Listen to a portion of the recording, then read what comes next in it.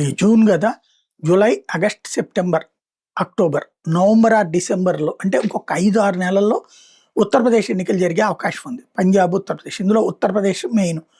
ముస్లిం ఎంపీలు అందరూ, ఎమ్మెల్యేలు, అట్లాగే ప్రజాప్రతినిధులు ఇప్పుడు అక్కడ మతపరమైన ఇష్యూ క్రియేట్ చేయడం ప్రారంభించారు. ఉత్తరప్రదేశ్కి చెందిన పలువురు ముస్లిం ఎంపీలు కేంద్ర ప్రభుత్వానికి ఒక లేఖ రాశారు. మసీదులు, దర్గాలు, కబరస్థాన్లు, ఇతర చారిత్రక మతపరమైన కట్టడాల మీద చేపడుతున్న చర్యల్ని రివ్యూ చేయాలని కోరారు. చారిత్రక మతపరమైన ప్రాధాన్యం ఉన్న నిర్మాణాల మీద ప్రభుత్వ చర్యలు సామాజిక ఉద్రిక్తతలు దారితీసే ప్రమాదం ఉందన్నారు. ఇలాంటి వివాదాలు దేశ అంతర్గత వ్యవహారాల మీద విదేశాలు వ్యాఖ్యానించే అవకాశాన్ని కల్పిస్తాయన్నారు.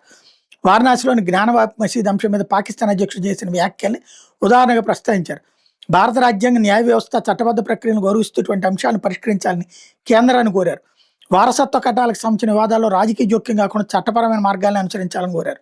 నిజం, జ్ఞానవాపి మసీద్ కాశీలో ఇప్పుడు గుడికి వెళ్ళగానే ఫస్ట్ ఎదురుగుండా కనబడుతుంటది.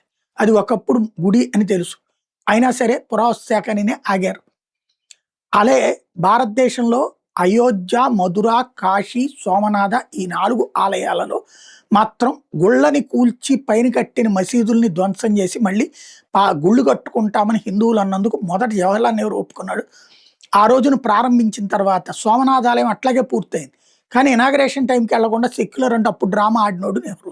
ఆ రోజున పూర్తయితే వాళ్ళ గొడవలు వచ్చుండే కాదు, ఇంత వివాదాలు వచ్చేది కాదు.